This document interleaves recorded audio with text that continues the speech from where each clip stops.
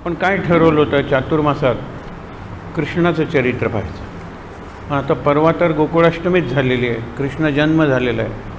त्यानिमित्ताने आपण बघूया. कृष्णाचा जन्म वगैरे विषय आपण बघितला पहिल्या वेळेला, पण तरीसुद्धा आपण आता काही श्लोक जे आपण नेहमी म्हणतो कृष्णाची उपासना करताना, ते श्लोक म्हणूया.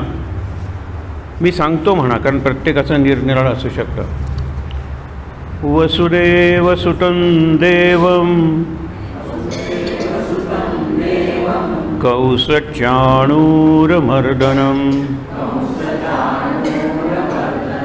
देवकी परमानन्दं कृष्णं वन्दे जगद्गुरुं कृष्णं वन्दे जगद्गुरुं कृष्णाय वासुदेवाय हरये परमात्मने प्रणतक्लेशनाशाय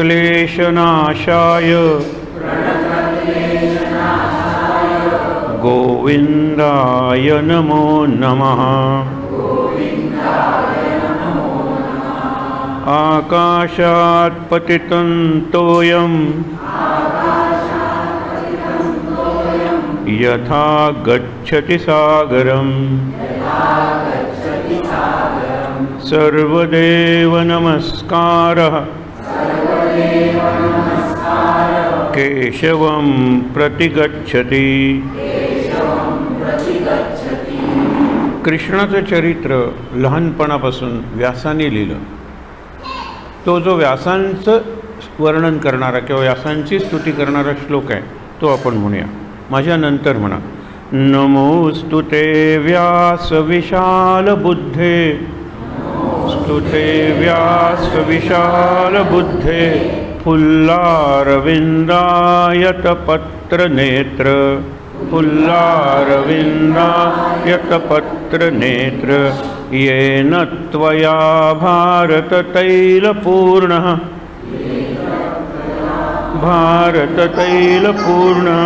प्रज्वालितो ज्ञानमयः प्रदीपः.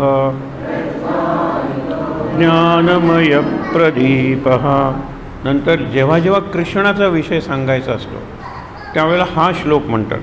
नारायणं नमस्कृत्य नरं चैव नरोत्तमं देवीं सरस्वतीं व्यासं ततो जयमुदीरयेत.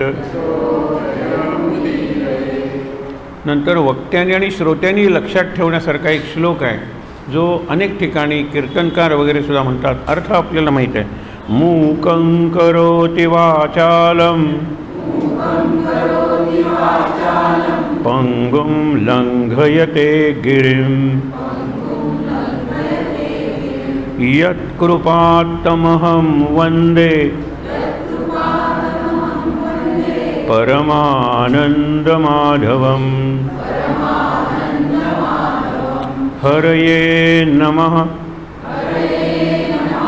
हरये नमः हरये नमः. छान. हा शेवटचा जो श्लोक म्हणला त्याचा अर्थ आपण आधी बघूया. मूकं करोति वाचालं. हा जो परमानंद माधव जो आहे, सगळ्यांना आनंद देणारा माधव म्हणजे जो कृष्ण आहे, तो काय करू शकत नाही. परमेश्वर काय करू शकत नाही. सद्गुरू काय करू शकत नाही. या प्रश्नातच सर्व करू शकतो हे उत्तर आहे. काय करू शकत नाही, सर्व करू शकतो. उदाहरण दिलेलं आहे. मूकं करोति वाचालं म्हणजे जो मूक आहे, ज्याला वाणी नाही, बोलता येत नाही, त्याला वाचाल म्हणजे बोलकं करतो. आपण सरळ श्लोक म्हणतो, तो उलटा म्हणला तरी तो तितकाच खरा आहे. वाचालम करोति मूकम. जो बोलू शकतो त्याला अबोल किंवा मुका तीच शक्ती बनवू शकते. मी उदाहरण तुम्हाला नंतर देतो, अर्थ पाहूया. नंतर त्यांनी काय सांगितलेलं आहे पुढे. की पंगुम लंघयते गिरिम, म्हणजे पांगळासुद्धा पर्वत चढून जातो, अगदी हिमालयसुद्धा चढून गेल्याची उदाहरण आहे. पण त्याच्याबरोबर जो अत्यंत खणखणीत अशा पायाचा आहे त्याला पूर्णपणे तो निकामीसुद्धा करून टाकतो, म्हणजे पायातली शक्तीच काढून घेतो. त्याची उदाहरणं मी तुम्हाला सांगतो. यत कृपा तमहम वंदे, ज्याची कृपा झाली. इथे फक्त मुकं करोति वाचालम, पंगुम लंघयते गिरिम म्हणून ही कृपा आहे. पण तुम्हाला काय वाटेल की जो बोलकाय त्याला मुका करणं आणि जो चालतोय त्याला पांगळ करणं ही कृपा कशी?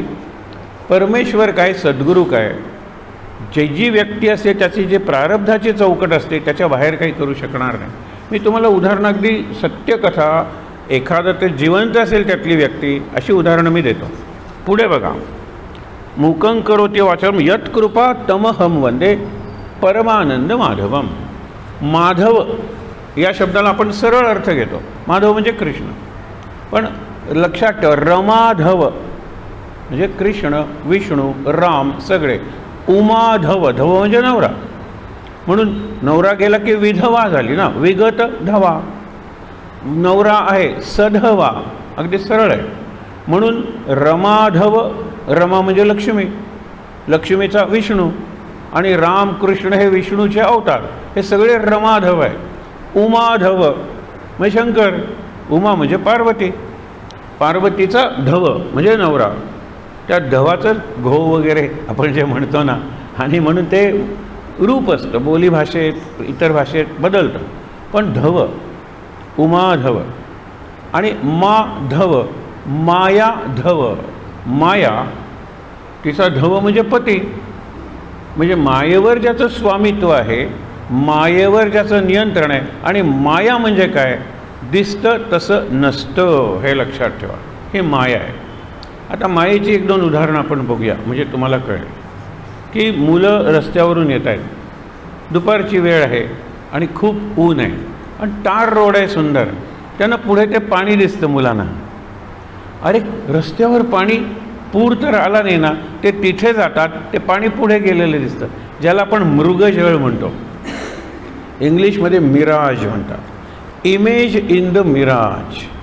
तुम्ही जर बघितलं, झाडं आहेत माडाची, तर त्या माडाच्या झाडांची सावली पडलेली दिसते त्या हलणाऱ्या पाण्यात, ते पाणी नाहीच आहे तिथे.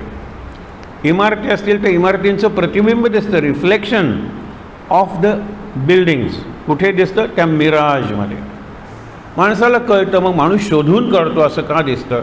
आणि सायन्सच्या पुस्तकात सुद्धा असतं की हवेचा खालचा थर असतो तो तापतो, कारण तो जमिनीच्या लगत आहे. वरचा थर त्या मानाने थंड असतो, तापलेला हवेचा थर हलका होतो, तो वरती जातो, वरचा थर खाली येतो, असं ते मृगजळ तयार होतं. हरणाला कुठे माहीत होते, म्हणून मृग म्हणजे हरण, आणि हरणाला ते जल दिसतं, हा आभास होतो. आणि ते असं वाळवंटाच्या साईडला त्याला खूप तहान लागलेली आहे, पाणी दिसल्यानंतर ते तिथे धावत झालं. त्याच्यानंतर तिथे पुढे दिसतं त्याला मृगजळ. असं करत त्या पाण्याकडे जात जात, जे पाणी नाहीच आहे हे माया आहे, जे पाणी नाहीच आहे ते पाणी आहे समजून त्या हरणाला काही कळत नाही, बिचारं धावत धावत शेवटी तहानेनं कधी कधी रक्त ओकून मरतं. आपल्याला कळतं ना. मग आपण मायेच्या जाळ्यातून सुटण्यासाठी काय करायचं, तर माधव त्याची भक्ती करायची. रमाधव, उमाधव, मायाधव आपण म्हणूया ना, हे अर्थ आहे. मी सोपं करून का सांगतोय, तुम्ही चिंतन करून वाचा यापुढे, काही अवघड नाही आहे. संस्कृत आपल्याला फार सोपी आहे. मराठी ज्यांना चांगलं येतं त्यांना सोपं संस्कृत कळतं, म्हणून हा पहिला श्लोक बघितला. आता उदाहरणं तुम्हाला सांगतो की पहिल्यांदा मुकं करोति वाचालम, म्हणजे ज्याला काही बोलताही येत नाही त्याला वाचाल म्हणजे खरं म्हणजे खूपच बोलायला लागतात पुढे ती माणसं, थांबतच नाही. एक उदाहरण म्हणजे शंकराचार्यांच्या जीवनातलं आहे. एक मुलगा आहे, जन्मल्यापासून बोललेला नाही आहे. त्यावेळेला शंकराचार्य तिथे जातात. आई वडील म्हणतात, तुम्ही कोणीतरी मोठे आचार्य दिसता, साधू दिसता, आमच्या मुलाला बघा, तो बोलतच नाही जन्मापासून. त्यावेळेला शंकराचार्य म्हणतात, तो बोलत नाही असं नाही, तुमच्यासमोर काय बोलायचं असा त्याला प्रश्न पडलेला आहे. अज्ञानी लोक आहेत ते त्याला म्हणतात, अरे बोल रे बाळा. मग तो तोटक म्हणजे बोबडं बोलायला लागतं, आणि तोटक वृत्तात तो रचना सुंदर करतो आणि अध्यात्माचं सार सांगतो. तर ते तोटक पुढे गुरु झाले ते शंकराचार्यांच्या एका पीठाचे. त्यांनी ते अष्टकं सांगितलं. त्या अष्टकात त्यांनी सगळं अध्यात्म सोपं करून सांगितलं आणि म्हणाले याला बोलता येते की. आता जर अस्पष्ट बोलतोय, हळूहळू तो स्पष्ट बोलायला लागेल. हे मूकं करोति वाचालं. आता वाचालं करोति मूकं, एक अगदी चांगले ॲग्रिकल्चर युनिव्हर्सिटीचे प्राध्यापक, हे अगदी घडलेला प्रसंग, ते अजून जिवंत आहे. उत्कृष्ट वाणी, चांगलं कृषी म्हणजे शेतीबद्दलचं ज्ञान जगातल्या ॲग्रिकल्चरल युनिव्हर्सिटीजमध्ये लेक्चरर म्हणून जायचे. त्याला रोव्हिंग लेक्चरर म्हणतात, moving from university to university. खूप चांगला अधिकार होता, चांगलं व्यक्तिमत्व होतं. एकदम काय झालं कुणास ठाऊक, त्यांची जीभ कोरडी पडली आणि त्यांना एकही शब्द उच्चारता येईना. एकही शब्द म्हणजे एकही शब्द नाही.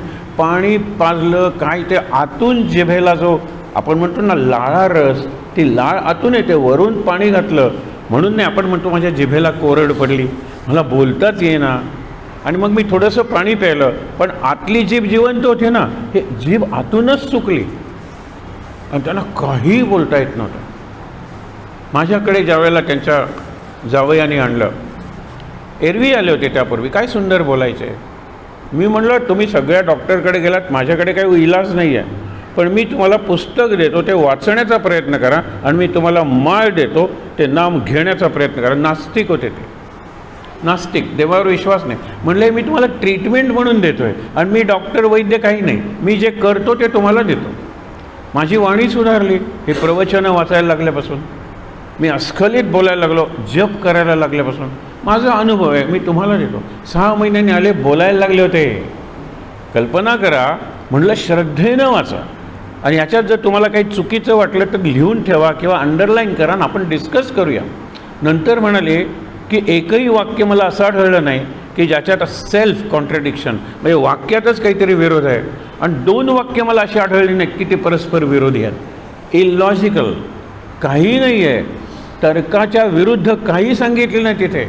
इररेलेव्हंट, जीवनाशी संबंधित नाही असंही काही सांगितलेलं नाही. आणि सेल्फ कॉन्ट्रॅडिक्टरी, परस्पर विरोधी असंही महाराज काही बोललेले नाही. हे त्यांनी अभ्यास केला. मी म्हटलं की श्रीराम जय राम जय जय राम जप म्हटलं पाहिजे असं नाही. ते बौद्ध होते, बुद्धम शरणम गच्छामी म्हणा, माळ तीच आहे ना, त्या माळेवर कोणताही जप करा ना तुम्ही. जीभ स्राव, ज्याला आपण सिक्रिशन म्हणतो, टायलिन ते द्रव्य असतं कशात, सलाइव्हा. सलाइव्हा म्हणजे लाळ आणि सलाइव्हेशन म्हणजे लाळ येणं. ती यायला लागली. पुन्हा त्यांचे लेक्चर सुरू झाली. मग म्हणालं आता प्रवचन आणि माळ मी कायम करणार. बुद्धम शरण म्हणाले, मी श्रीराम जय राम जय जय राम सुद्धा म्हणायला लागलो, कारण प्रवचनात नेहमी रामाचं नाम घ्या, रामाचं नाम घ्या. आणि मी काही नास्तिक असल्यामुळे मी सगळ्या देवांना मानतो, हे लक्षात ठेवा. मी जर आस्तिक असेल तर मी माझ्याच देवाला मानेन, तुमच्या देवाला मानणारच नाही.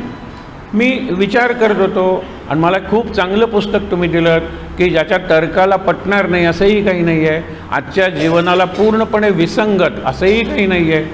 हे आपणही वाचतो प्रवचन, एवढा विचार करत नाही तेवढा त्या युनिव्हर्सिटीच्या प्राध्यापकांनी केला.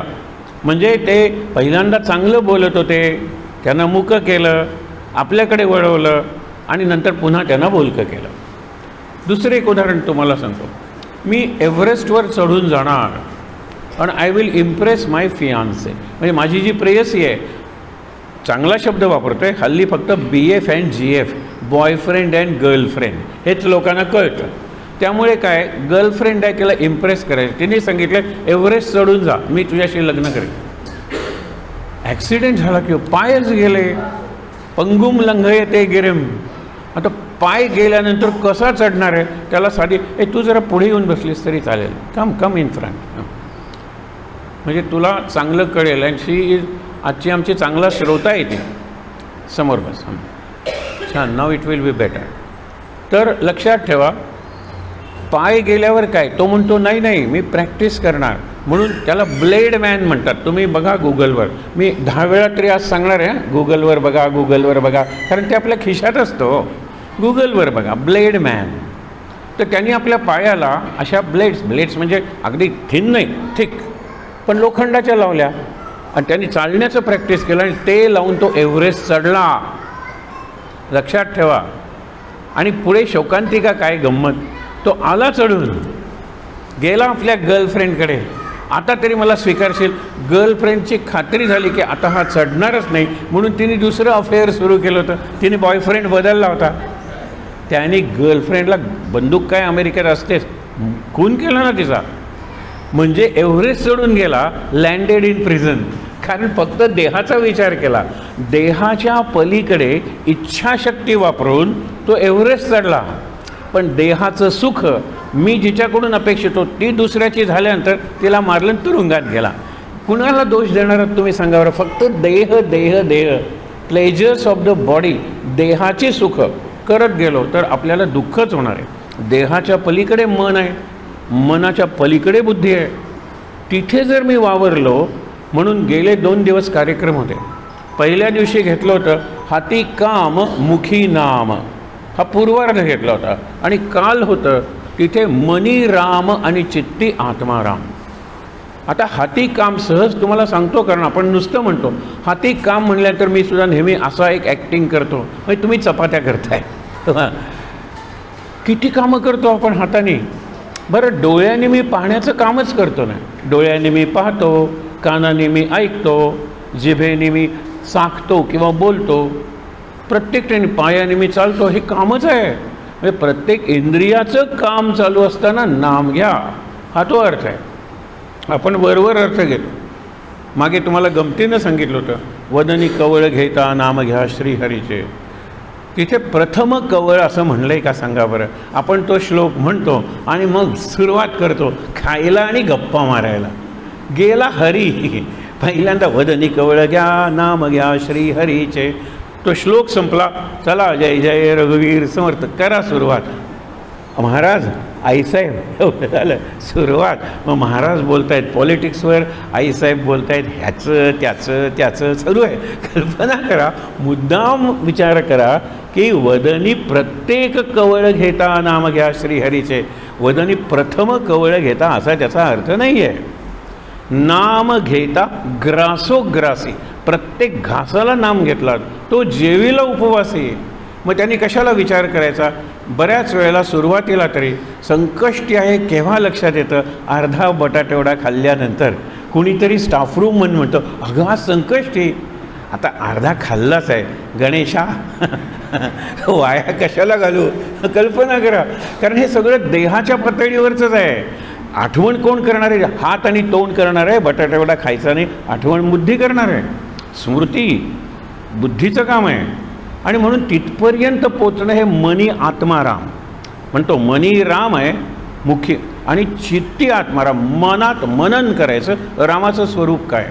राम सगळीकडे आहे. म्हणजे कशात आहे? राम खरं तुम्हाला सांगतो एकवेळ सासऱ्यात असेल पण सासूत नक्की नाही असं म्हणणारी सून. माता रामो मत्पिता रामचंद्रा, स्वामी रामो मत्सका रामचंद्रा, सर्वस्वं मे रामचंद्रोद न अन्यम जाने, न जाने न जाने. 3दा म्हणते ती, मी दुसरं कोणी नाही. सगळीकडे राम भरून राहिलेला आहे. पण मला आवडतं त्या व्यक्तीत राम आहे, नावडतं त्या व्यक्तीत रावण आहे. किती सोपं मी केलेलं आहे. तसं नाही आहे. माता रामो मत्पिता रामचंद्रा, म्हणजे रामात माता बघणं सोपं आहे, आईत राम बघणं अवघड आहे. जर ती आई त्रास देत असेल तुम्हाला तर.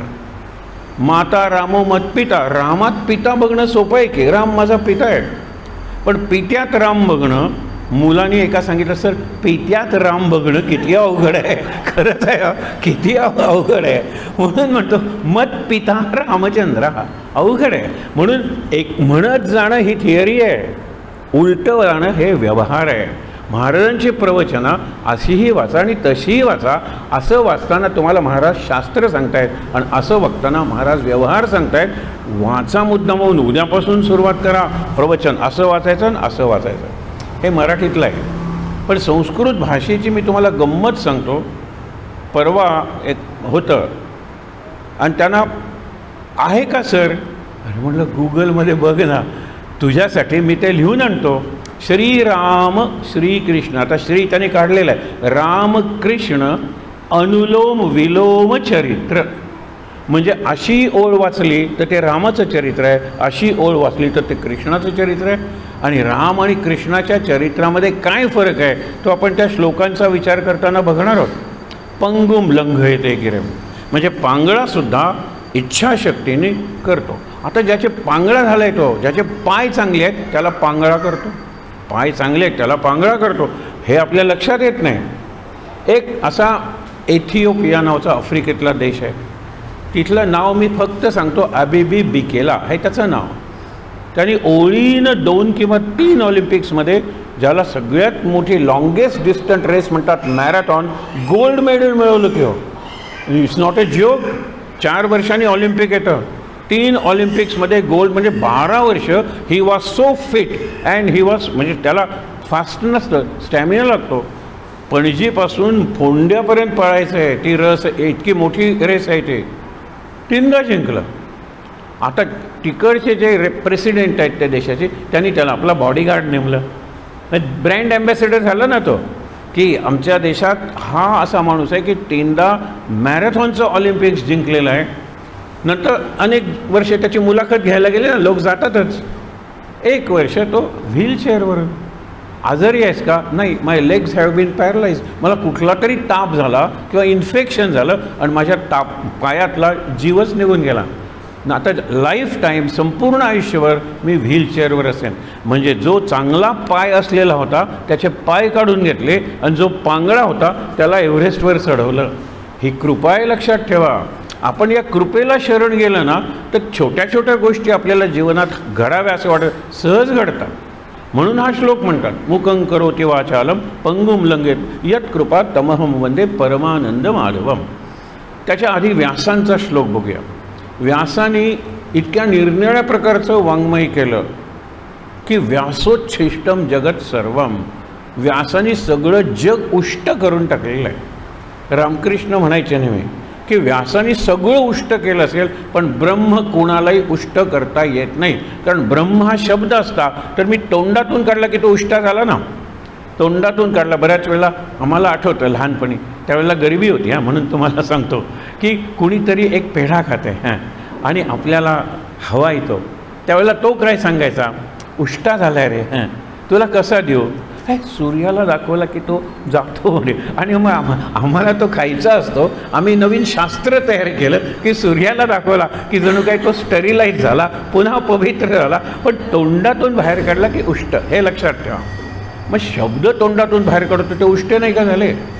ब्रह्म हा शब्द तुम्ही काढता ते तुम्हाला समजण्यासाठी. एरवी ब्रह्म फक्त अनुभव घेता येतो. ब्रह्म नावाची वस्तू नाही, ब्रह्म नावाची स्थिती म्हणजे अवस्थाही नाही आहे. ब्रह्म आहेच आहे. अवस्था बदलली की त्याला म्हणतात ना, आता तो बसलाय, आता तो उभा राहील, नंतर तो झोपेल. अवस्था आहेत त्या बदलत्या. पण ब्रह्माला अवस्था कशी? ब्रह्म काही बदलतच नाही, सगळीकडे पसरून राहिलेलं आहे. ही सृष्टी निर्माण होण्याआधी ब्रह्म होतं, आत्ता ब्रह्म आहे, नंतर सृष्टी नष्ट झाली तरी ब्रह्म असणार आहे. लक्षात ठेवा. सहज तुम्हाला सांगतो, यूट्यूबवर सूर्याचे आवाज ऐक. 5 आवाज सूर्याचे सांगितले आहेत. एरवी सूर्याचा आवाज पृथ्वीवर ऐकू येत नाही, कारण आवाज जाण्यासाठी हवा लागते, मीडियम लागतं. किरण येतो रेडिएशनला, त्याला काही मीडियम लागत नाही. व्हॅक्यूममधून सुद्धा येतो. हे आवाज येत नाही ना. आता अमेरिकेचं जे एक Parker space probe, solar probe, Parker solar probe, ते सूर्याचं प्रत्यक्ष सूर्य, त्याच्यापासून उष्णता निघाल्यानंतर इथे एक वलय तयार होतं, उष्णता निघाल्यानंतर इथे एक वलय तयार होतं आणि बाहेर त्याचे किरण बाहेर पडतात, वादळ येतं, सोलर विंड म्हणतात, सोलर स्टॉर्म. असं तिथपर्यंत आपण जाणार आहोत हां. आपण त्याच्या जवळ जाऊन अभ्यास करणार आहोत. पण हे अमेरिकेचं आत गेलेलं आहे. कल्पना करा काय टेम्परेचर असेल. कुठलाही धातू पृथ्वीवरचा, any metal melts around 1500 to 1600 degree.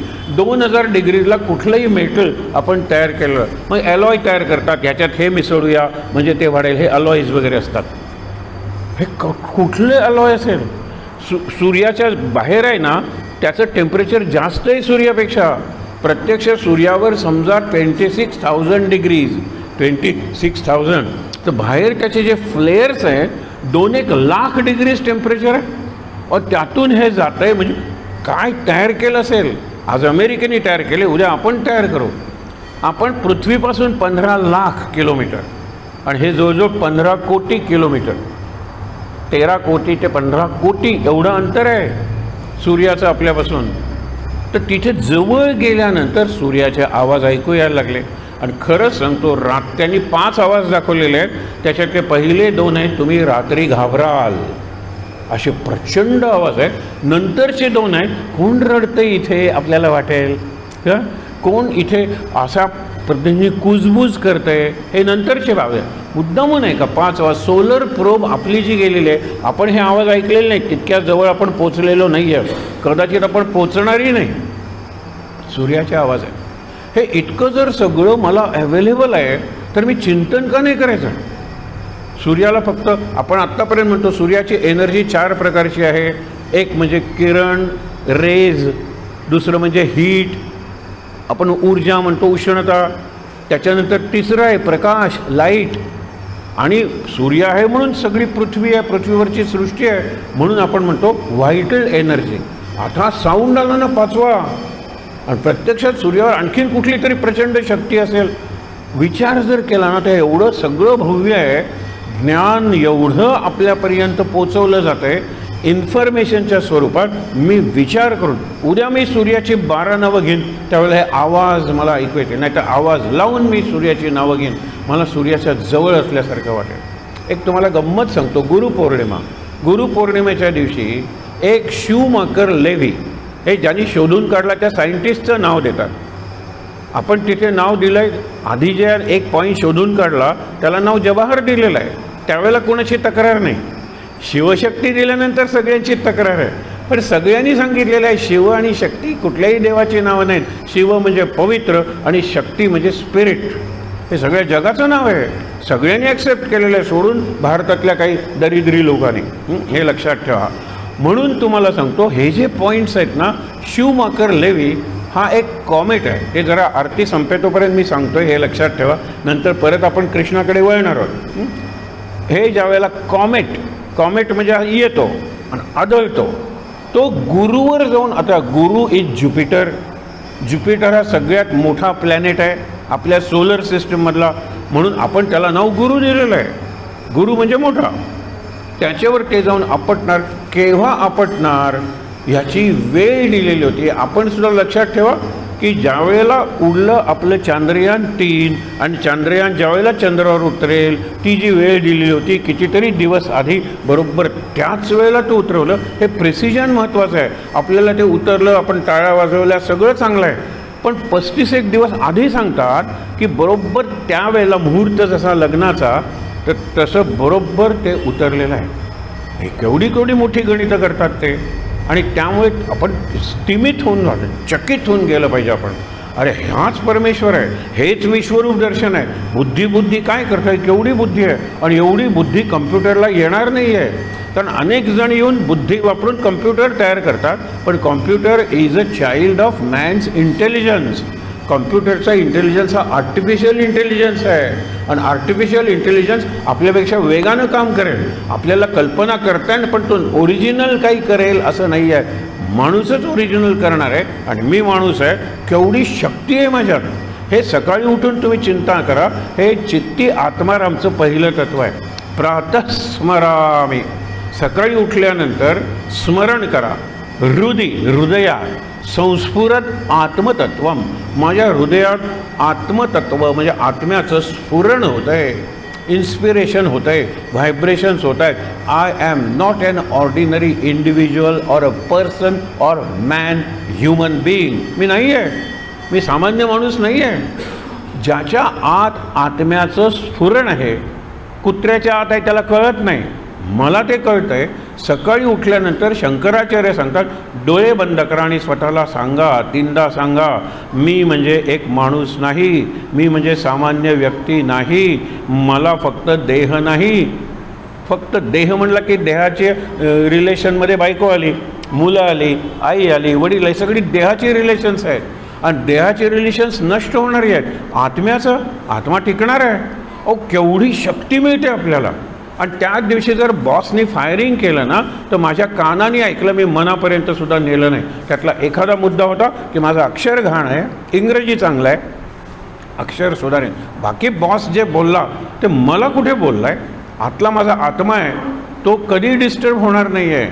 माझं मन डिस्टर्ब होतं, माझी बुद्धी चंचल होते. म्हणून आपण म्हणतो ना की मन शांत झालं पाहिजे, बुद्धी स्थिर झाली पाहिजे आणि चित्त शुद्ध झालं पाहिजे. ह्याला अंतःकरण म्हणलेलं आहे. अंतःकरण चतुष्टय सांगितलं, मन, बुद्धी, चित्त आणि आत्मा. याला चतुष्टय, या 4 कप्पे आहेत किंवा 4 लेवल्स आहेत आपल्या अंतःकरणाच्या. आणि अंतरी जो आत्माराम आहे तो इथपर्यंत पोचला पाहिजे. तो मनात आहे, मनन करा. एक काल सांगतो की श्रीराम जयराम जय जयरामचा मला अर्थ कळलेला आहे, सांगा. तर तो काय म्हणतो, श्रीराम जय, मग आपण राम जय जय राम. अरे म्हटलं राम जय कशाला म्हणतो, जय राम जय राम जय राम, त्रिवार जय जयकार. आणि श्री म्हणजे वैभव, श्री म्हणजे लक्ष्मी, श्री म्हणजे सौंदर्य, श्री म्हणजे सामर्थ्य, श्री म्हणजे काय नाही आहे. ते सगळं मी जे मिळवलेलं आहे ते सगळं रामाने मिळवले जागेपणी, रामाने मिळवले स्वप्नात आणि रामाने मिळवले डीप स्लीपमध्ये.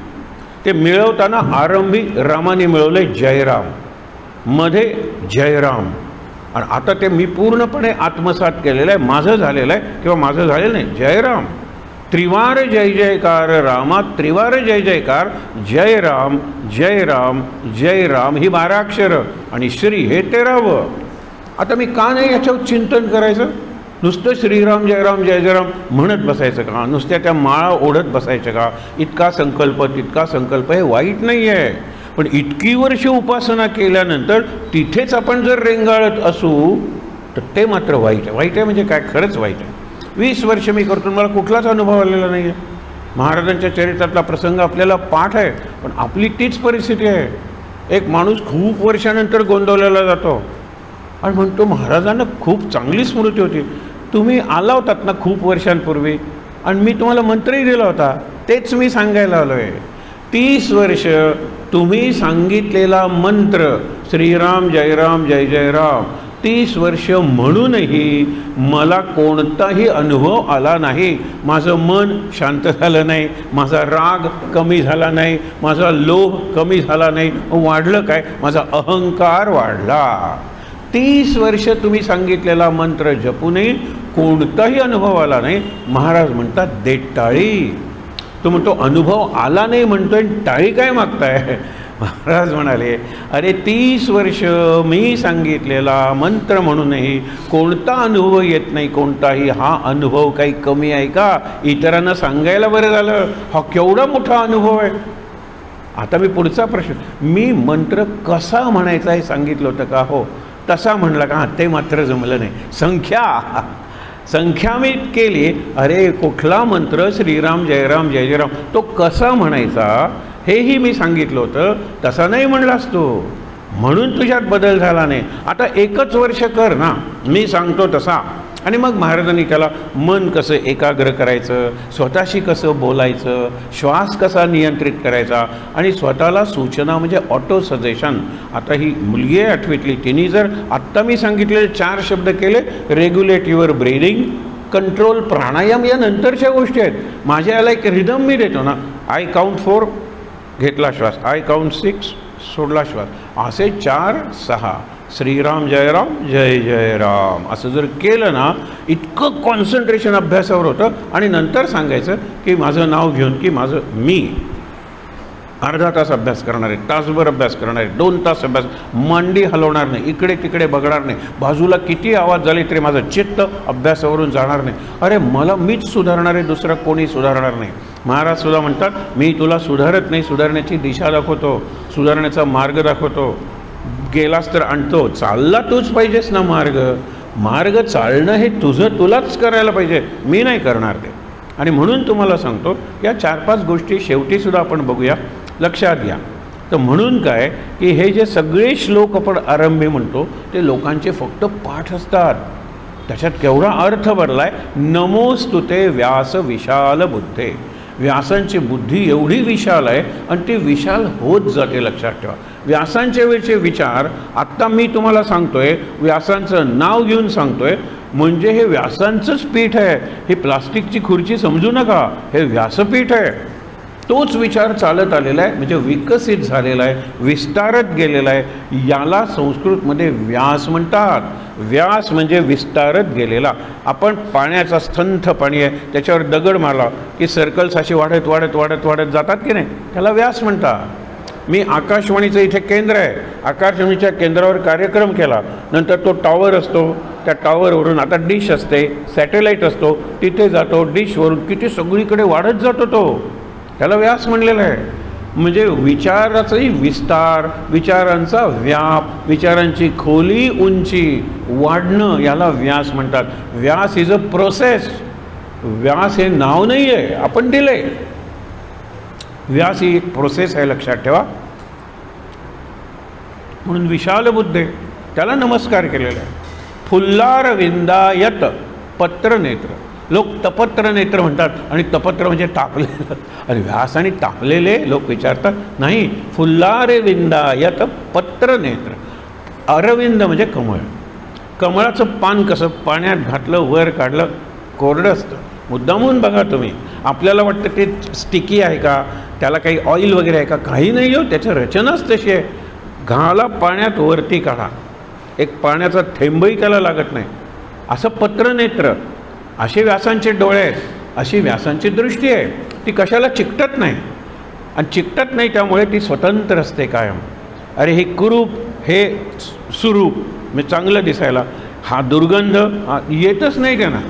आणि दृष्टी म्हणजे फक्त डोळ्याची नाही, कान वगैरे सगळ्याच्या शक्तीला दृष्टी म्हणलेलं आहे. दिव्य दृष्टी म्हणजे फक्त डोळ्यांनी पाहायचं नाही, नाही, मनाने समजायचं, हाही त्याचा अर्थ आहे. आपण पुढे जाऊया. फुल्लार विंदायत. फुल्ल म्हणजे आपण इंग्लिशमध्ये जो फुल शब्द वापरतो, संस्कृतमधला आहे. फुल्ल अरविंद, पूर्ण उगवलेलं कमळ. आणि कमळ हे कशाचं प्रतीक आहे माहीत आहे ना, की कमळ चिखलातून येतं, पाण्याच्या वर शेवाळ असतं ज्याला मॉस म्हणतात. त्या शेवाळसुद्धा काही स्वच्छ नसतं, त्यातून ते वर येतं. पण कमळाची पाकळी सुंदर, त्याच्यावर कधीही घाण लागलेली नसते, कधीही चिखल लागलेला नसतो, मंद गंध असतो. आणि सगळ्यात महत्त्वाचं म्हणजे मकरंद, मध असतो ना, म्हणून आपण मिलिंद स्वच्छंद मकरंद हे जे गाणं म्हणतो ना, ते मकरंद कमळात आहे. कमळातला तो मध खाण्यासाठी तो भ्रमर म्हणजे भुंगा येतो. गंमत बघा, ते कधी चिखलाबद्दल तक्रार करत नाही, ते कधी त्या शेवाळं पाण्यावर साठलेलं असतं तक्रार करत नाही. त्याला एकच माहिती आहे, हे सगळं असलं तरी मी ह्याच्यापासून डिटॅच्ड राहणार आहे, अटॅच राहणार नाही, मी याला चिकटणार नाही. आणि म्हणून व्यास तसे काय आजूबाजूला होतं. मागेही तुम्हाला सांगितलं होतं, हे कायम लक्षात ठेवा गीता वगैरे वाचताना, की आजोबा हे नातवाला जास्त आवडतात, आजोबांना नातू जास्त आवडतो. कारण का, दोघांना एकमेकासाठी वेळ असतो. आजोबा गोष्टी सांगतात, बाबांना विचारलं, बाबा आजोबांना विचार, आई आजीला विचार.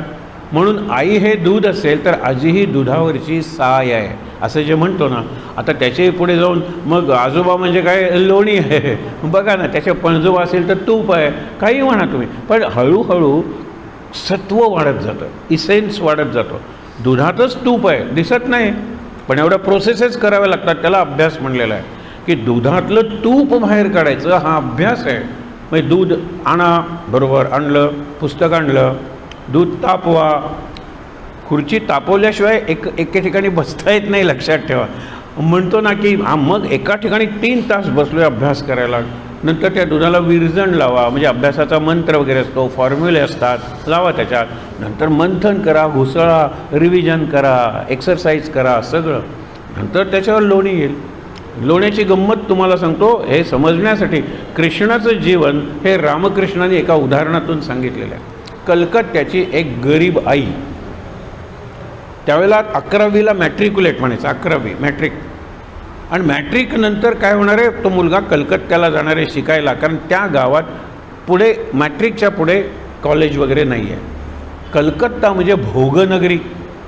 तिथे सगळेजण, तुम्हाला माहीत आहे, अमर प्रेम सिनेमा बघितला असेल, ते प्रत्येकाने एक त्यांची ठरलेली असते गणिका.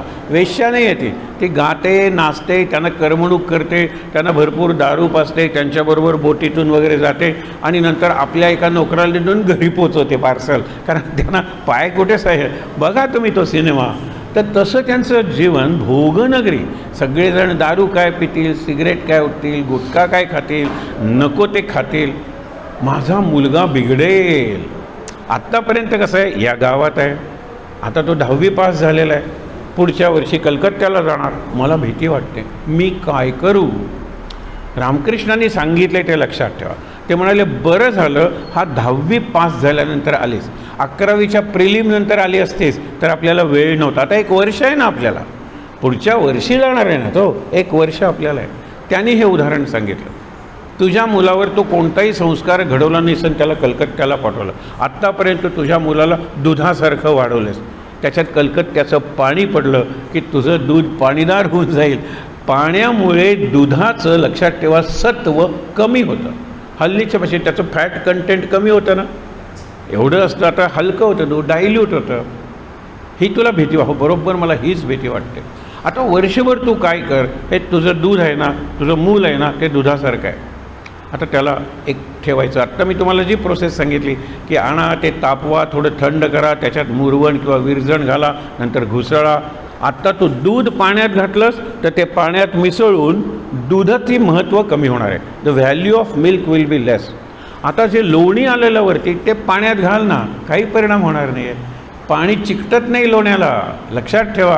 पण तुला एवढं केलं पाहिजे, दूध आणलं पाहिजे, तापवलं पाहिजे, थंड केलं पाहिजे, त्याच्यात मुरवण किंवा विरजण घातलं पाहिजे, घुसळलं पाहिजे, मग लोणी येईल, ते पाण्यात टाकलं पाहिजे. आता काही परिणाम होणार नाही आहे. म्हणून या वर्षभर तुझ्या मुलावर एवढे संस्कार घडव की जो कलकत्त्यात गेला ना तरी कलकत्त्याच्या कोणत्याही संस्काराचा त्याच्यावर परिणाम होणार नाही. तो त्याचं लोणी बनव. लोणी इज नवनीत. म्हणून कृष्ण लोणी चोरत होता. कृष्ण लोकांना सांगत होता, अरे लोणी महत्त्वाचं आहे. दूधही चोरत होता, दही चोरत होता, पण लोणी चोरत होता. मै नाही माखन खायो. माखन म्हणजे लोणी आहे, लक्षात ठेवा. लोणी हा इसेन्स आहे. तो सांगतो नुसतं दूध करू नका, नुसतं दही ताक करू नका, घुसळा. त्याच्यावरचं जे लोणी येईल ना ते लोणी महत्त्वाचं आहे. कुठल्याही ग्रंथाचं हे जे नवनीत आहे, ज्याला डायजेस्ट म्हणतात किंवा इसेन्स म्हणतात, तो लक्षात ठेवा. बहुत वाचावे म्हणतात, कंठी धरावे ग्रंथांतर, बहुत असावे पाठांतर. हे बरेचसे लोक कीर्तनकार वगैरे भरपूर पाठ असतं त्यांचं, पण त्यांना जर एखाद्या मुलांनी प्रश्न विचारला, आवडत नाही. कीर्तनात प्रश्न विचारायचे नसतात. बापरे, कोणी हा नियम सांगितला? कीर्तनकार हा शिक्षक असतो. शिक्षकांनी सुद्धा कीर्तनकार असायला पाहिजे, चांगल्या व्यक्तींची कीर्ती गायला पाहिजे. पण शिक्षक कीर्तनकार असेलच असं नाही. कीर्तनकार हा शिक्षक असतो, स्वतःच्या उदाहरणातून लोकांना शिकवत असतो. उलट तो लोकशिक्षक असतो. तो एका संस्थेतला शिक्षक नसतो, निरनिळ्या ठिकाणी जात असतो. विवेकानंदांचा एक प्रसंग बघ. त्यांनी सांगितलं मारुती हा चिरंजीव आहे. यांनी विचारलं चिरंजीव म्हणजे काय? कीर्तनकार बुवांना अर्थ माहीत होता. चिरंजीव म्हणजे मरत नाही तो, म्हणजे मारुती आत्ता असला पाहिजे इथपर्यंत ठीक होतं. मला तो पाहायचा आहे, कुठे दिसेल? आता कीर्तनकारांना हा प्रश्नच पडलेला नाही आहे की मारुती चिरंजीव आहे म्हणजे आहे म्हणजे मला बघता आला पाहिजे. त्याच्यासाठी काही तपश्चर्या करायला लागले. हा पिच्छा सोडणं, मला मारुती बघायचं आहे, कुठे जाऊ? तुम्हाला मारुती चिरंजीव वगैरे माहीत आहे, मला माहीत नव्हतं. तुम्हाला खूप माहिती आहे, मला सांगा मारुती कुठे दिसेल? हा पिच्छा सोडत नाही आहे. ते सुटण्यासाठी म्हणाले इथे आपल्याकडे बागा आहेत ना केळांच्या, हां तिथे खूप माकडे येतात ना, त्याच्यातला खूप उंच सोनेरी लव असलेला आणि छान धिप्पाड दिसणारा तो हनुमान. बस त्यांनी उत्तर दिलं. ह्याला पटलं. लहान शाळेतला मुलगा आहे तो. दुसरे दिवशी हे आपल्याकडे आहे का बघायला पाहिजे. दुसरे दिवशी त्यांनी स्कूल बॅग शाळा सुटल्यानंतर दिली आणि आईला सांगितलं की मी संध्याकाळी घरी येईन हनुमानाचं दर्शन घेऊन, आणि मला भूक वगैरे नाही, मी केळांच्या बागेतच असणार आहे, मी केळी खाईन. पण हनुमान बघितल्याशिवाय थांबले. माकडं भरपूर आली, पण सोन्याची लव असलेला, म्हणजे अंगावर सोन्याचे केस, सुंदर दिसणारा धिप्पाड, असं काही त्यांना माकडं दिसला नाही. परत आले. पण हे लक्षात ठेवा की मला माहीत झालं पाहिजे, मी माहिती मिळवली पाहिजे. आणि पूर्वी डिक्शनरी वगैरे, आता डिक्शनरीसुद्धा गुगलवर तुम्हाला मिळते. मराठी डिक्शनरी मिळते. वाटेल त्या शब्दांचे अर्थ मिळतात. वाटेल त्या म्हणजे अगदी वाटेल त्या. तुम्हाला सांगतो, अगदी सपक हा शब्द मला वापरायचा होता. नंतर मी इंग्लिशमध्ये मुद्दामून वापरतो, कारण मुलाला सपक शब्द माहीत नसतो. सपक म्हणजे अळणी. अळणी म्हणजे कोण? अळवणींचा चुलत भाऊ का, असं लोक विचारतात. अळणी म्हणजे त्याच्यात तिखटही कमी आहे, मीठही कमी आहे, चव नाही, टेस्टलेस. गुगलवर मिळतो हा सपक. एक मी तुम्हाला सहज उदाहरण परवाचं सांगितलं. किती अवघड अवघड गोष्टी तिथे मिळतात. मला आत्तापर्यंत गुगलनी निराश केलेलं नाही. गुगल ही व्यक्ती नाही, Google is a platform, it is माध्यम. मलाही काहीतरी माहिती लिहून गुगलवर घालता येते. मग त्या माहितीत चुकी असेल तर कोणी ते एडिट करतो आणि तिथे खाली लिहिलेलं असतं लास्ट एडिटेड. आणि बऱ्याच वेळेला बघा कृष्णाबद्दलची माहिती एडिटेड इन जुलै 23, कारण आता पुढे येणार आहे गोकुळाष्टमी. गेल्या वेळेला हे सांगितलं गेलं होतं, ते चूक आहे, खरं हे आहे. आणि म्हणून संदर्भ दिलेले असतात. म्हणजे एव्हर ग्रोईंग गेटिंग म्हणतात ना, रिफाईनमेंट, प्युरिफिकेशन होत असतं त्या माहितीत. म्हणून तुम्हाला सांगतो, एरवी तो अल्टिमेट रेफरन्स आहे का? अल्टिमेट रेफरन्स फक्त संत, सद्गुरू आणि परमेश्वर. दुसरा अल्टिमेट रेफरन्स माणूस नाहीच आहे. विचार करा. तर मी तुम्हाला सांगत होतो, व्यासानी केलं काय की तुझी बुद्धी एवढे येन त्वया, तू केलंच काय की महाभारत नावाचा प्रदीप लावून ठेवला, प्रज्वलित प्रदीप लावून ठेवला मोठा. आणि आज महाभारताचा रेफरन्स देऊन आपल्याला कितीतरी माहिती मिळवता येते. आपली अर्धवट माहिती आता विज्ञानाच्या साह्यानं पुरी करून घेता येते. आपल्याकडे चंद्राबद्दल जे सांगितलेलं आहे ते असं काहीच नाही आहे म्हणणारे लोक, ज्या साऊथ पोल म्हणजे दक्षिण ध्रुवावर कोणी गेलं नव्हतं तिथे आपण गेल्यानंतर तिथे त्यांनी अक्षरशः समुद्राच्या खुणा, बर्फाचे डोंगर, सल्फर, किती निरनिराळे सांगितले. म्हणजे चंद्रावर जीवन एकेकाळी असू शकेल किंवा आपल्याला इथे वसाहती करता येतील. आज नाही उद्या, 20 वर्षांनी नाही 50 वर्षांनी माणूस चंद्रावर वसाहत करू शकेल. वसाहत म्हणजे कॉलनी, रेसिडेन्शियल कॉलनी. विचार करा तुम्ही. मला सांगायचं आहे काय, ज्ञान पुढे चाललेलं आहे हो. आपण फार मागास. हे सगळी इन्फॉर्मेशन कशाला मिळवायची, वर्तमानपत्र कशाला वाचायची, नका वाचू. आजच महाराजांचं प्रवचन आहे किंवा कालचं असेल, जास्त वाचू नका, पण वाचाल ते जीवनात उतरवा. त्याच्यावर चिंतन केलं पाहिजे ना. आणि म्हणून आपण ते करतोय. व्यासांचा हा श्लोक झाला. नारायणं नमस्कृत्य नरंचैव नरोत्तमं, हा श्लोक आपण म्हणला. नारायणाला नमस्कार करा, नरंचैव नरोत्तमं, त्या नराला आणि नरोत्तमालाही नमस्कार करा. आता असते ना ह्याच्यात कुरुक्षेत्रावर सगळे नरच होते गे, माणसंच होती. त्यातला नरोत्तम कोण होता? अर्जुन. अर्जुनाला नमस्कार करा. आणि कृष्ण हा पुरुषोत्तम होता.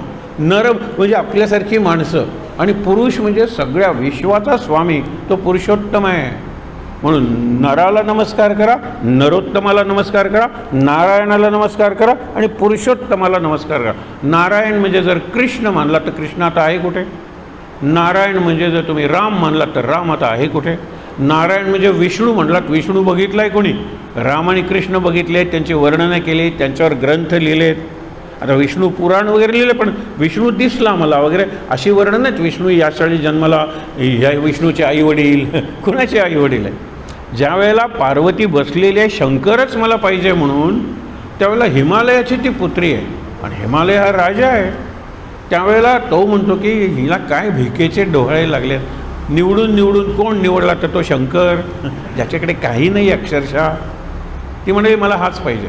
प्रत्येकाने सांगितलं, प्रत्येकाने सांगितलं, नारदाने सांगून बघितलं, तरी तिचा निर्धार वाढतच आहे. शेवटी सप्तर्षी येतात आणि सप्तर्षी म्हणतात आजपर्यंत न सांगितलेली एक गोष्ट आम्ही तुला सांगतो. शंकराला आई वडील नाहीत. आई वडील नाहीत म्हणजे तो अनौरस, बेवारस, लावारिस, इलिजिटिमेट असं काहीतरी चाइल्ड असं म्हणतात. मातृछायेत आणून सोडलं, त्याला आई वडील नाहीत. तसे आई वडील असले पाहिजेत की नाही, त्याशिवाय का ते बालक झालं. पण शंकर जर पहिला आहे सगळ्यात, तर त्याला आई वडील असतील कुठे? तो सगळ्यांचा बाप आहे. त्यावेळेला ती म्हणाली बरं झालं हे सांगितलं, मला कोणीच सांगितलेलं नाही. शंकराला आई वडील नाहीत याचा अर्थ शंकर आदी आहे, अनादी आहे. मी त्याच्याशीच लग्न करणार, कारण शंकराच्या पलीकडे कोणीच नाही आहे आई वडील सांगायला. बघा तुम्ही.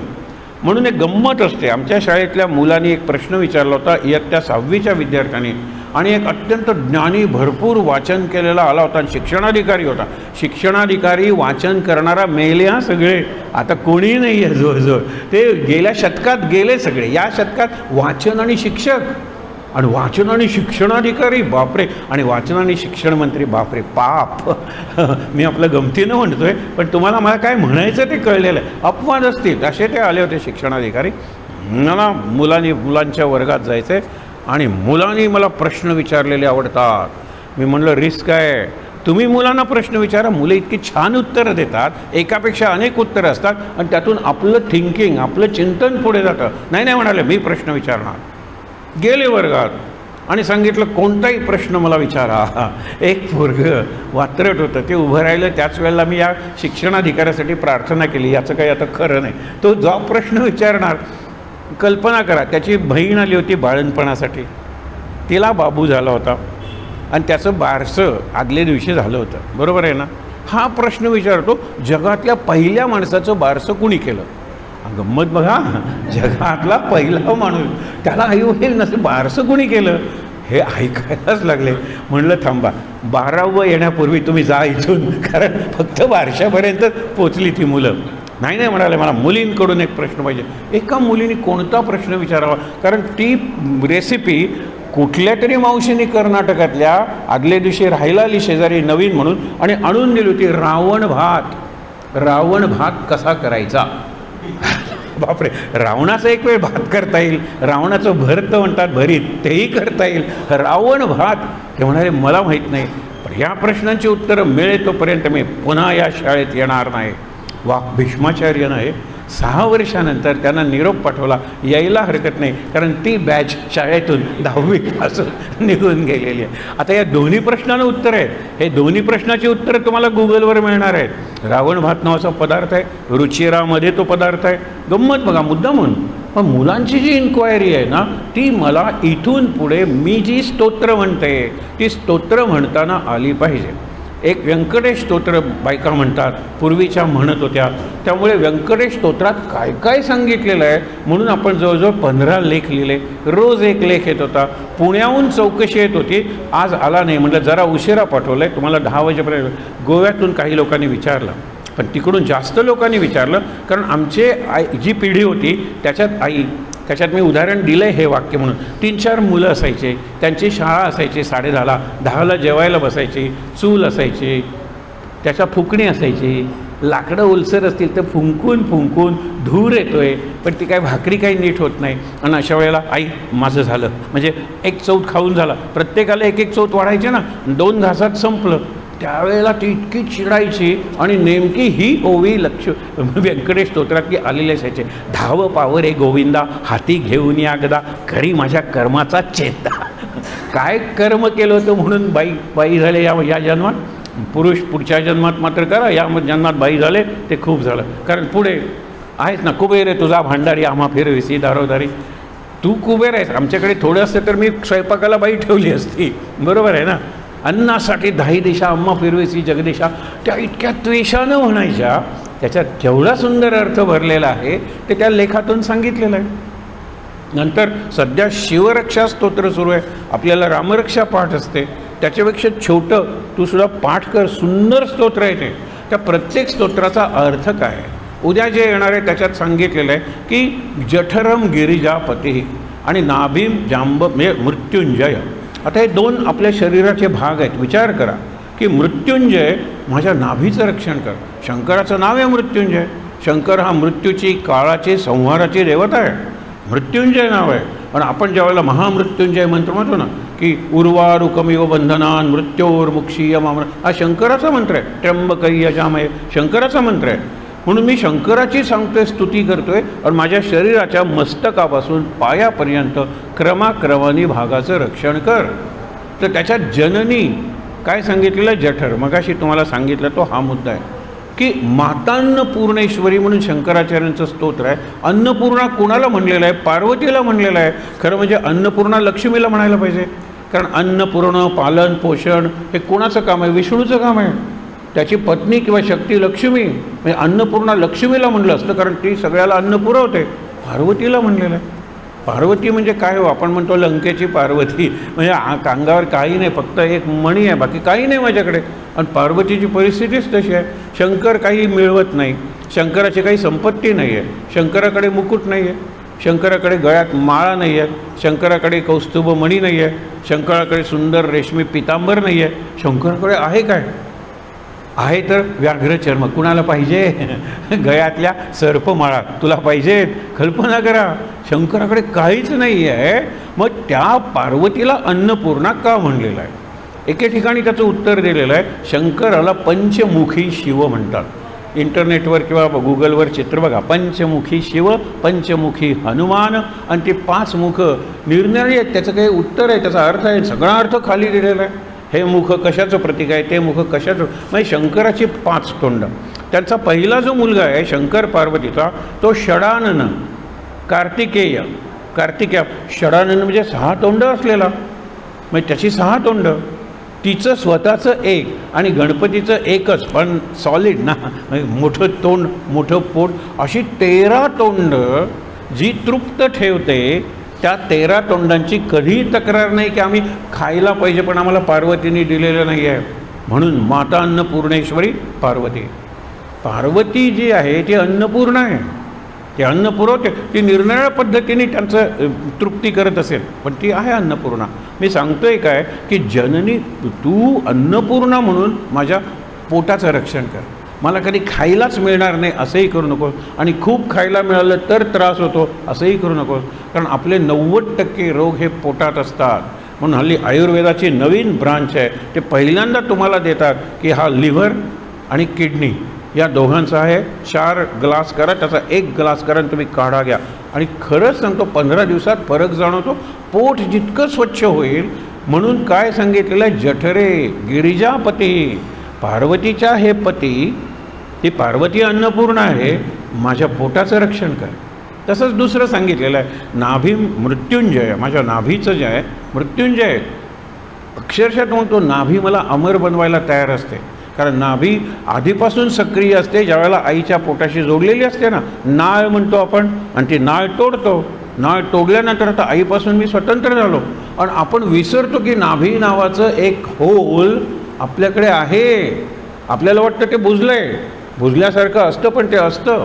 परवा एकाला हार्निया झाला, आणि हार्नियाला म्हणजे त्याची आतडी होती ना, ती नाभीतून बाहेर आलेली होती, लगेच केलं ऑपरेशन, पण म्हणजे नाभी आतून काय बाहेर येऊ शकतं, हे विचार करा तुम्ही. हे अत्यंत महत्त्वाचं असं आपल्या शरीरावरचं होल आहे, जे आपण विसरतो. नवद्वारावती नगरी असं म्हणलेलं आहे कृष्णानं गीतेत. 9 दारं म्हणजे 7 दारं तोंडावरच आहेत, 2 डोळे, 2 कान, 2 नाकपुड्या आणि तोंड, ही 7 आहेत. मलमूत्र विसर्जन आणि पुनरुत्पादन, हे संतती झाली पाहिजे, मुलं झाली पाहिजे, ही 9 सांगितलेली आहेत. ही उपभोगाची आहेत, पण नाभी आहेत, आणि हे ब्रह्मरंध्र आहे. लहान मूल जन्मलं ना की त्याचा हा भाग सॉफ्ट असतो, इथे आपल्याला नाडी लागते, म्हणजे पल्स ब्रीदिंग आहे इथे. तुम्ही जर दाबलत ना तर ते अगदी आत जातं, तिथून जीव आत प्रवेश करतो. आपण विसरूनच गेलेलो आहे की इथे म्हणून एक आहे ज्याला ब्रह्मरंध्र म्हणतात, आणि रंध्र म्हणजे छिद्र, होल इथे आहे, आणि नाभी आहे. या 2चं जास्त लक्ष देणं, 9 + 2 11, ती खरी एकादशी आहे. आपण नाभीकडे लक्षच देत नाही. खरं तुम्ही जर योगा साधना करायला घेतात, आपण करतो ती योगासन असतो, लक्षात ठेवा, योग साधना नसते. करतो ती खूप चांगलं करतो. रामदेव बाबांनी मोठी क्रांती केलेली आहे की सकाळी उठल्यानंतर लिंब लुझनिंग, प्राणायाम वगैरे. अरे पण मन जोडलं आहे का मी या प्राणायामाशी? एका बाजूने प्राण मी आत घेतो, दुसरीकडे कुठे जातो तो प्राण? लंग्समध्ये. लंग्स माझे स्ट्रॉंग झालेले आहेत. आपली वृत्ती बदलली आहे का? आपला स्वभाव बदलला आहे का? मागे तुम्हाला 2 उदाहरणं सांगितली होती, एक घरातलं आणि एक दारातलं. घरातलं उदाहरण काय होतं की पूर्वी काय करायचे माहीत आहेत ना, माझे बाबा माझ्या हातून कब्बशी फुटली की मला मारायला यायचे, मी या दारातून जायचो त्या दारातून जाय. घरात दारं असायची पूर्वी एकामागून एक वगैरे. बाबांना मी सापडायचोच नाही, लक्षात ठेवा, सापडायचोच नाही. बाबा योगासनं करायला लागले, आता मला पकडतात आणि मारतात. बघा, मला पकडतात चांगली गोष्ट आहे, पण मारतात कुठे गेला? स्वभाव कुठे बदलला? राग येतोच, तू का कब्बशी फुटली, याला मारून काय फुटलेली कब्बशी परत मिळणार आहे, हा विचार बाबा करत नाहीत. बाबांचा प्राणायाम, बाबांचा योग शरीरापुरताच आहे, मनाशी त्याचा काहीच संबंध नाही. आणि योग म्हणजे जोडणं, कनेक्शन. कनेक्शनला 2 पॉईंट्स लागतात ना, एक नाक आहे, लंग्स आहे, शरीर आहे, मन. मनाशी जोडलं पाहिजे. पूर्वी माझ्याकडून जर काही झालं तर बाबा रागवत होते, बाबा उपासना साधना योग साधना करायला लागले. आता बाबा खूप शांत झालेले आहेत. मला जवळ घेतात, पाठीवरून हात फिरवतात आणि सांगतात ती फुटलेली कब्बशी काही परत मिळणार नाही, पण तू विचार कर की कब्बशी फुटली त्यावेळेला तू काय करत होतास. मग तो म्हणेल माझं इकडे तिकडे लक्ष होतं आणि उद्या पेपर अवघड आणि मी नापास झाल्यानंतर तुम्हाला काय सांगायचं हा विचार माझ्या मनात होता, म्हणून ती कब्बशी फुटली. हे ते समजावून सांगतात ते. हा एक भाग झाला. बाहेरचं उदाहरण तुम्हाला माहीत आहे, आमच्या हेडमास्टरांना एक हॉबी आहे, छंद आहे की कुठल्याही शिक्षकाला सगळ्या शिक्षकांच्या समोर फायरिंग द्यायचं. किती अपमानास्पद असतं ते. पण पूर्वी 5 मिनटं फायरिंग दिलं ना की दमायचे, ते थकायचे. आता योग साधना केल्यापासून अर्धा तास कंटिन्युअस फायरिंग देतात. फायरिंग कुठे गेलं सांगा बरं. योग साधना केल्यानंतर शांत झालं पाहिजे आणि जरा मला येऊन भेटा आणि मग जर सांगितलं तोही चूक सुधारेल. स्वभाव बदलला पाहिजे, त्याच्यासाठी योग साधना आहे आणि त्याच्यासाठी स्तोत्र पठण आहे, त्याच्यासाठी कृष्णाचं जीवन आहे. आता आपण कृष्णाचे जे 4 श्लोक आहेत त्याचा अर्थ पाहूया आणि थांबूया. आपण 4 श्लोक तुम्ही खूप चांगले म्हणलेत. पहिला आपण म्हणला वसुदेव सुतम देवम. तुम्ही मुद्दामून गा संस्कृतमधल्या श्लोकात नेहमी देवकीचा उल्लेख असतो आणि हिंदीमधल्या याच्यात यशोदा, यशोमती मैया, तू क्यू गोरी मै क्यू काला, यशोमती मै, हे यशोमती यशोदा हिंदीत येतं, संस्कृतमध्ये देवकी नंदन. इथे काय आलेलं आहे, वसुदेव सुतम देवम कंस चाणूरमर्दन. कंसाच्या कृष्णाच्या जीवनातला मोठा पराक्रम आहे. त्याने असुराला मारलं, पण आता कंस समोर आहे ना आणि कंसाचे प्रचंड असे मल्ल आहेत ना, ते कंसाला मारलं, त्या चाणूराला मारलं. दुसरा तोमर वगैरे होता त्याला बलरामाने मारलं. या मुलांचं वय काय, 12 वर्षाचा कृष्ण आहे आणि बलराम जास्तीत जास्त 13 वर्षाचा असेल, 14 वर्ष. या मुलांनी कंसाला मारलं, ही केवढी मोठी क्रांती होते, लक्षात ठेवा. आपण पुढे जाऊया. कंस चाण देवकी परमानंदम कृष्णम वंदे जगद्गुरुम. देवकीचा परमानंद. पहिली 12 वर्ष देवकीने त्याला बघितलं नाही, स्पर्श नाही केला आणि तुझी आई देवकी आहे याच्याशिवाय कृष्णाला काही माहीत नव्हतं. आपण सामान्य विचार करतो, कृष्णाला सगळंच माहीत होतं पण आईला बघितलं नाही त्याने. आणि 12 वर्षाचा तो झाल्यानंतर आई त्याला काय दूध पाजणार आहे. म्हणून आपण गोव्याचा संदर्भ नेहमी देतो की गोव्यात दूधसागर आहे, तो देवकीचा पाना आहे आणि म्हणूनच गोव्यात माशेलला देवकी कृष्णाचं मंदिर आहे. आम्ही कुठेही इतकी मंदिरं बघितली, देवकी कृष्णाचं मंदिर कुठेही बघितलं नाही. देवकी कृष्णाचं गोव्यातच आहे. गोमंतक हे आपल्या या प्रदेशाचं नाव आहे आणि जसा श्रीमंत तसा गोमंत म्हणजे भरपूर गाई, भरपूर दूध. कृष्णाच्या काळात म्हणजे 5000 वर्षापूर्वी आपला हा गोवा गोमंत होता, म्हणजे श्रीमंत होता. गोधन खूप होतं, दूध दुभतं भरपूर होतं. म्हणून गोव्यातून जात असताना ती तिथे आली वरती, जिथे आपण बघतो आपला दूधसागरचा धबधबा. आणि ती म्हणली कृष्णा, तिला पाना दुधाचा, कारण कृष्ण दिवसरात्र तिच्या समोर होता 12व्या वर्षी आल्यानंतर. नंतर पुढचं सगळं सांगायला हरकत नाही, पण तो दरवर्षी जरासंध भरपूर सैन्य आणि पराक्रमी असे सरदार सेनापती देऊन मथुरेवर हल्ला करतात. मथुरेत 2 जण होते, विशेषतः त्याचा शत्रू होता कृष्ण. का शत्रू होता कृष्ण आपल्याला माहीत असेल. कंस मारल्यावर विधवा झाल्या कंसाच्या पत्नी. कंसाला 2 पत्नी होत्या, एक अस्ती आणि प्राप्ती. अस्ती म्हणजे माझं आहे ते माझंच आहे आणि प्राप्त म्हणजे तुझं तेही मला मिळालं पाहिजे. हा जरासंध होता. जरासंधाच्या मुली त्या गेल्या आपल्या बापाकडे, म्हणजे कुठे गेल्या, त्या मारलं कुठे, मथुरेत मारलं. तर मथुरेहून त्या मगधाकडे गेल्या बिहारमध्ये, इथे जरासंधाचं राज्य होतं. आणि आम्हाला विधवा केलं त्या कृष्णाचा सूडगे म्हणून पहिली स्वारी पाठवली कृष्णाने, बलरामाने परतवली.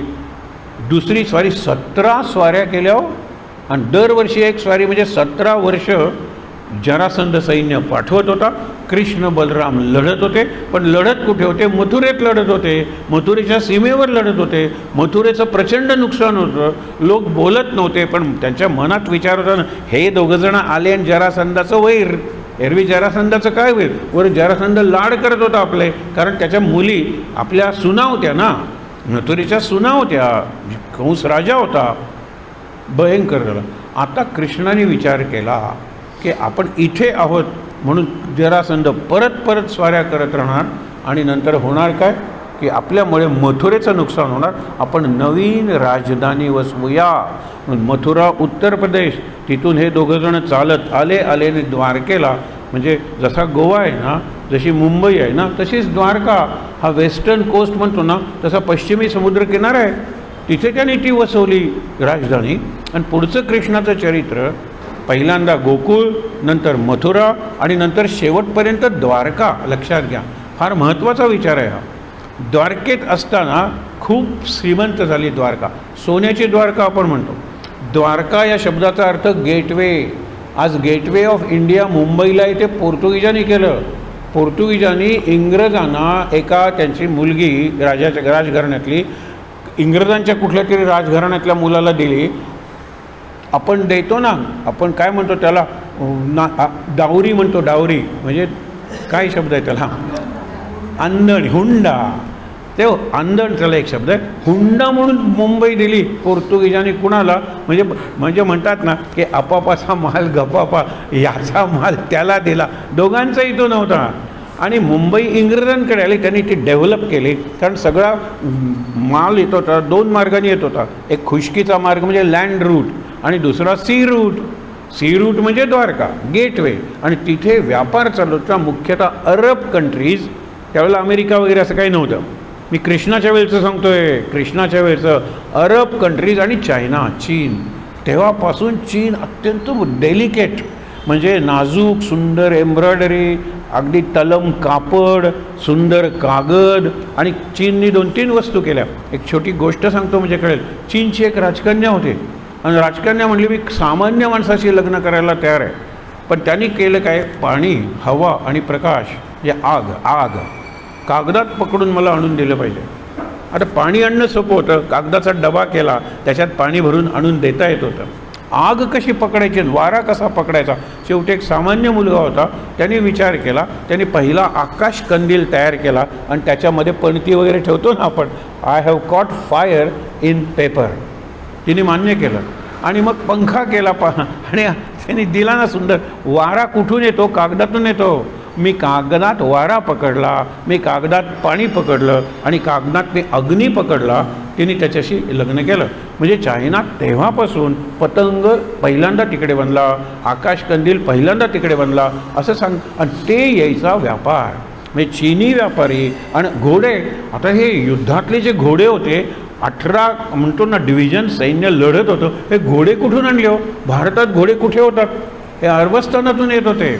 म्हणजे त्याही काळात द्वारका ही गेटवे होती, गेटवे ऑफ इंडिया होती. तिथून समुद्रमार्गे भरपूर व्यापार चालत होता. आणि कृष्ण सगळं हे व्यवस्थित करत होता. कृष्णाचं चरित्र आपण बघतोय. आणि कृष्णाने द्वारका संपन्न बनवली. तिथे एक बारीक मुद्दा बघितला होता, जो आज सगळ्या जगाला छळतोय आणि भारतालाही छळतोय. पण भारताने सध्या बऱ्यापैकी त्यांच्याशी समझोता केल्यामुळे तेवढा आपल्याला प्रॉब्लेम नाही आहे. एक मी तुम्हाला प्रश्न विचारतो की काही दिवसापूर्वी डेमोक्रेसी चांगली का कम्युनिझम चांगला, कम्युनिझम चांगला का सोशलिझम चांगला, या चर्चा व्हायच्या. शाळेतल्या डिबेटमध्ये सुद्धा टॉपिक दिला जायचा, त्याच्यावर अग्रलेख आता कोण म्हणतो भारतात लोकशाही, एवढंच वाक्य असतं. लोकशाही म्हणजे काय वगैरे चर्चा थांबली. कारण सध्या या जगात ना लोकशाही, ना कॅपिटलिझम, ना सोशलिझम आहेत. ते फक्त मल्टीनॅशनल कंपनीज अँड कॉर्पोरेशन्स, आणि ते सगळं जग चालवतात. मी 2 उदाहरणं देतो, वाईट वाटतं. इंडियन आयडॉल म्हणून जी असते आपण बघतो सोनीवर, त्यातला पहिला आयडॉल तो कोण, जगताप होता. आपल्याला बरं वाटलं, महाराष्ट्रातला आहे वगैरे, छान वगैरे सगळं. सोनीने त्याचा आवाज विकत घेतला 1 वर्षासाठी. आणि आम्ही सांगू तिथे, आम्ही सांगू तेच गायचं. आणि सोनीला इतके कार्यक्रम होते की वर्षात त्याला एकही गाणं गायला दिलं नाही. हा इंडियन आयडॉल, त्याला त्यावेळेला काही लाख किंवा कोटी रुपये मिळाले असतील, एकही गाणं नाही. आज त्याचा आवाजही कोणाला ऐकायला मिळत नाही. हे केवढं आहे हो. म्हणजे त्याच्या आवाजावर राज्य त्याच्या आईवडिलांचं नाही, त्याच्या स्वतःचं नाही. बाकी मोठे मोठे आपले गायक आहेत, त्यांचे जे कॉन्सर्ट्स म्हणजे मैफली ठरतात, sponsored by Coca Cola, Pepsi. आणि इतकंच कशाला, माणिकचंद गुटखा. अहो तुम्हाला सांगतो 80% कमानी गणपतीच्या सार्वजनिक या माणिकचंद गुटख्याच्या होत्या. लोक जागे झाले, आता ते सगळं गेलं. पण अजूनही तुम्हाला सांगतो, सचिननी कुठे खेळायचं हे पेप्सी ठरवतं, कारण पेप्सीचा तो ब्रँड ॲम्बॅसेडर आहे. याने कुठे काय करायचं, तो दुसरा एक कोका कोलाचा आहे, विचार करा. आणि म्हणून बऱ्याच वेळेला देशाकडून खेळताना हे जखमी झालेले असतात, पण IPL खेळताना ते पूर्ण जिवंत असतात. ते अगदी मी तुम्हाला उदाहरण अभ्यास करून सांगतोय तुम्हाला, ही केवढी मोठी गुलामगिरी आहे ती. अशा वेळेला माझं कर्तव्य काय, तर कृष्णाचं चरित्र, कृष्णाने काय सांगितलं, एक आता 10 मिनिटात आपण उरकूया. कृष्णानं सांगितलं काय लक्षात ठेवा, की एक यादव सरदार होता. त्या सरदाराचं नाव होतं सत्राजित, नाव विसरलात तरी चालेल. त्यांनी सूर्याची उपासना केली आणि सूर्यासारखा तेजस्वी एक मणी मिळवला. त्या मण्याचं नाव स्यमंतक. आज कोणी म्हणतात त्यालाच कोहिनूर हिरा म्हणतात, पण त्या स्यमंतक मण्याचं एक वैशिष्ट्य होतं, तो त्याच्या वजना एवढं सोनं रोज देत होता.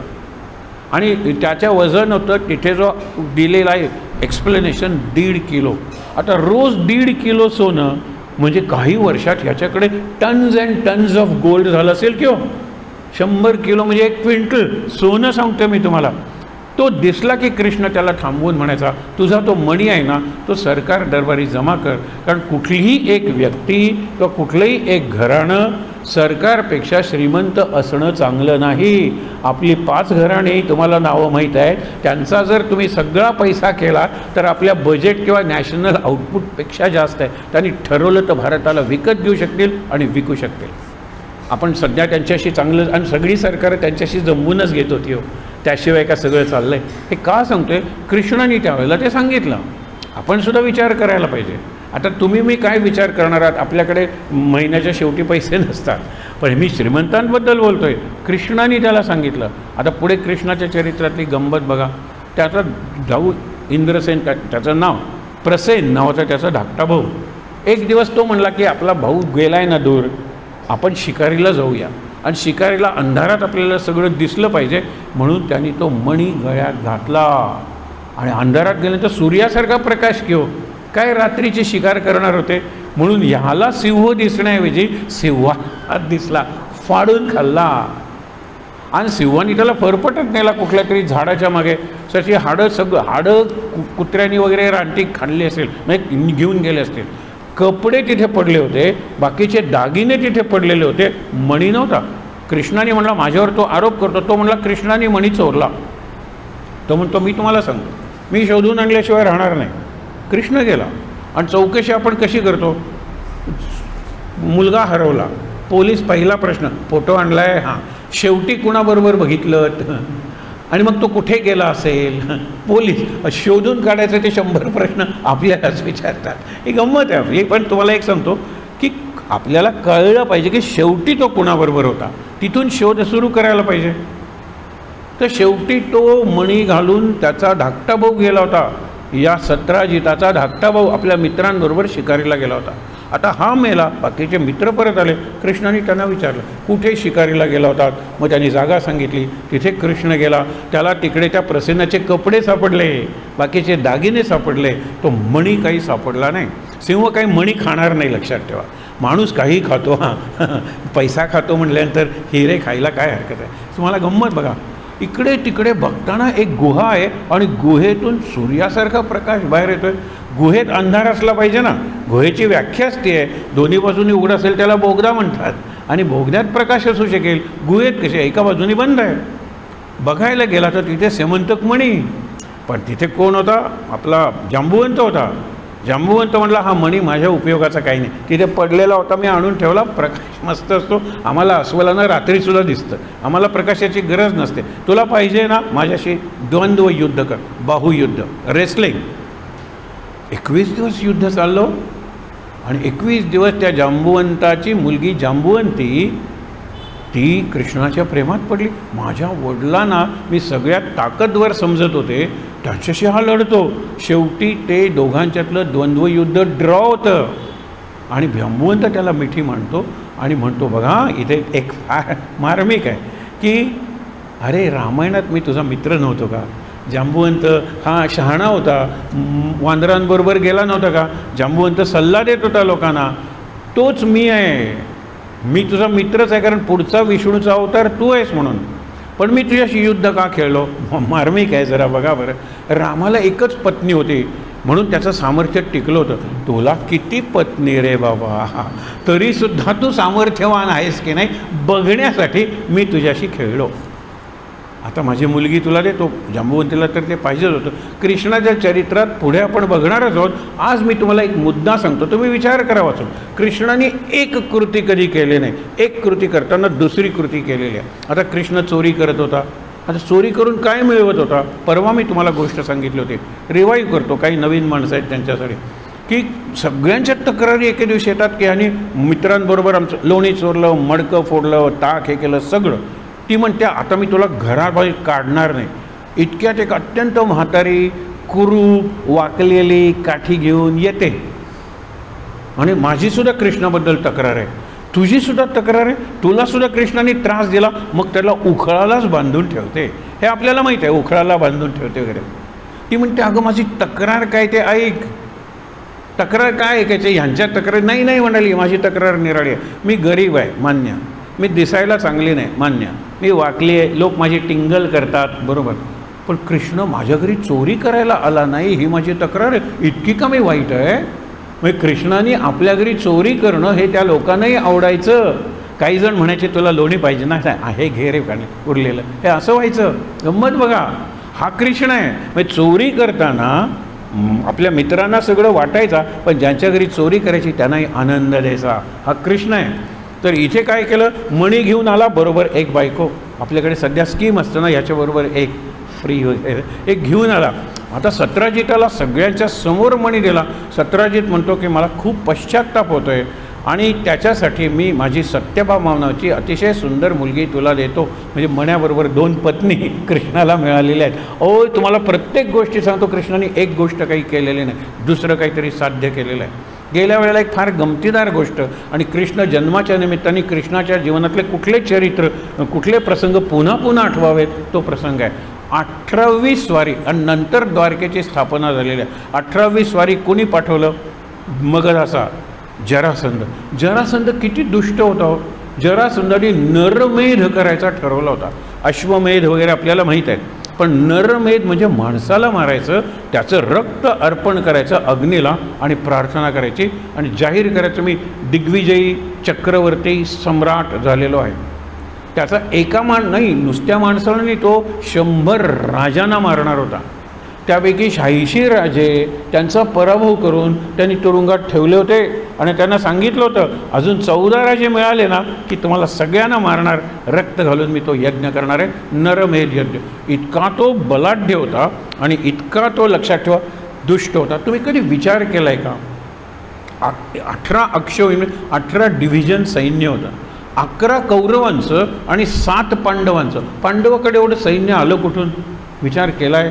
पांडवांचे 2च होते. एक विराट, त्याने आपली उत्तरा नावाची मुलगी अभिमन्यूला दिली होती म्हणून तो मित्र होता.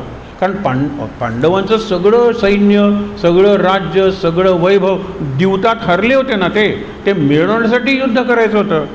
पण जरासंधाच्या मारल्यानंतर 86 राजे सुटले आणि ते म्हणाले कृष्णाला तू केव्हाही संकटात येत, आम्ही सैन्यासह येतो, हे सैन्य.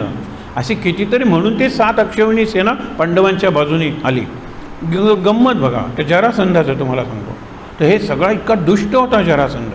आणि त्याचा ज्या वेळेला कृष्णाने विचार केला की आता 18वी स्वारी आलेली ही शेवटची ठरली पाहिजे, ही आपल्याला परतवायला पाहिजे, पण माथुर म्हणजे मथुरेत राहणाऱ्या लोकांचं नुकसान होता कामा नये, म्हणून त्यांनी नवीन मॉडेल काढलं. कृष्ण म्हणजे प्रत्येक गोष्ट नवीन किंवा नव्यानं. त्यांनी काय सांगितलं? शेवटी जो आला सरदार सैन्याचा सेनापती, तो हत्तीवर बसून आला आणि तो काल यवन, यवन म्हणजे ग्रीक, म्हणजे तेव्हापासून भारतात यवन येत होते, लक्षात ठेवा. काल यवन म्हणजे काळालाही लाजवेल एवढा धिप्पाड होता तो, आणि हत्तीवर बसलेला. आणि कृष्ण त्याच्यापुढे बारका. बलरामाला त्यांनी सांगितलं आज मी निराळ्या पद्धतीचं युद्ध करणार आहे, तेव्हा तुझा नांगर घेऊन यायची तुला काही गरज नाही आहे, नांगर, आणि मी सुदर्शन चक्र वगैरे काही घेऊन जाणार नाही. उपर्ण घेऊन आलो.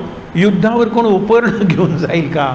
नाही. उपर्ण घेतलं, निळं उपर्ण घेतलं दिसावं म्हणून, आणि सांगितलं त्याला शेवटचा प्रसंग आहे बघा मुद्दाम कृष्ण कसा आहे. त्याला सांगितलं की तू आणि मी द्वंद्व युद्ध खेळूया, आपण बाहुयुद्ध खेळूया, ज्याचा पराभव होईल त्याने मान्य करायचा तो. आता माझा पराभव झाला ती सगळी मथुरा मी तुला देऊन टाकेन, तुझा पराभव झाला तर सगळं तुला वैभव जरासंधाला विचारून मला द्यावं लागेल.